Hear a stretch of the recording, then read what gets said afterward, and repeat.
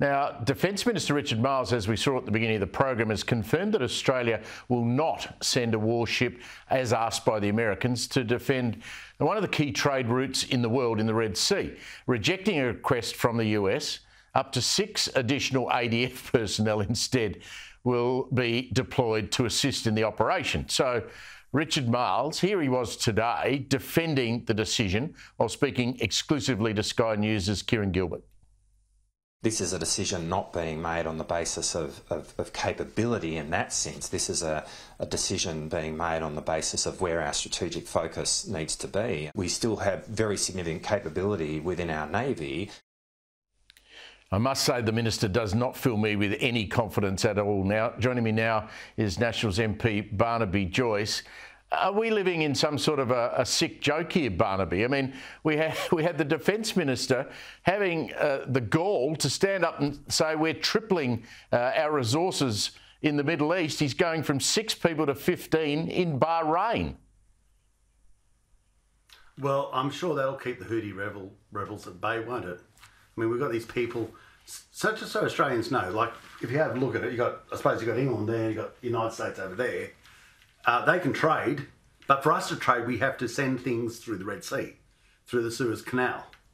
And when our Defence Minister, Richard Marles, says that we're not sending a warship, the questions have to be asked is that because we don't want to, we're not capable of it? We don't think it's important? What is your reasons as to why we're not sending a warship?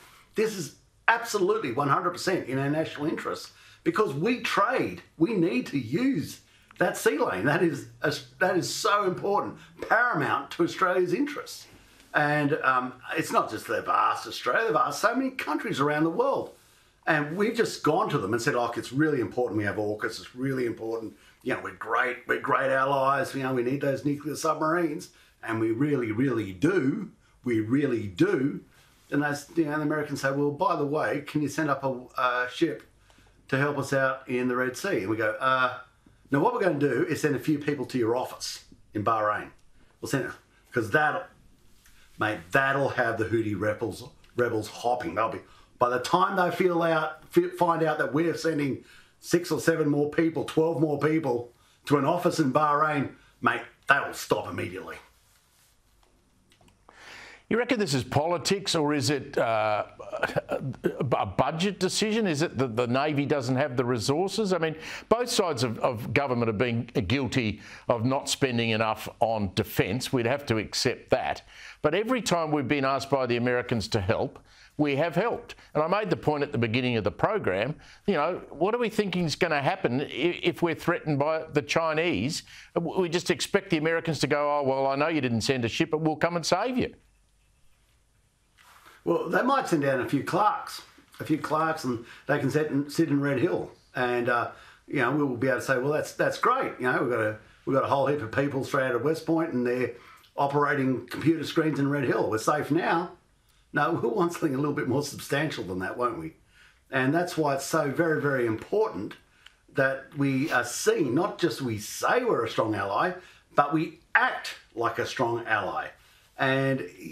The Australian people should know if we're not capable of sending a warship, that is, we don't have the crews or we don't have the platform that is the actual warship, because, you know, we're just not able to send one. Well, the Australian people better know about that, because that's a huge hole in our capacity as a nation to defend ourselves. Something very close to your heart I want to move on to, and that's the Rural Fire Service. Sky did an excellent job on this yesterday, and the RFS for some reason is refusing to conduct an audit into its volunteer force. Now, John O'Leary found that the number of active volunteers ready to respond to a major fire could be less than half of what official documents claim. Take a listen to a little bit of what Jono discovered here.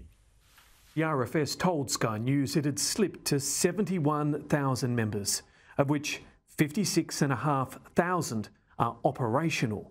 But 2 months ago, Budget Estimates was told a different figure. How many of those 70,000 are trained up to date and active and ready to actually respond this summer? make sure I give an accurate answer, but it's around 45,000 that are trained, ready to go. The Commissioner's told Sky he has no interest in properly checking. And just to be clear, you don't want an audit to work out how many volunteers you got access to? No, because the volunteers can decide their own membership and tell us what it is.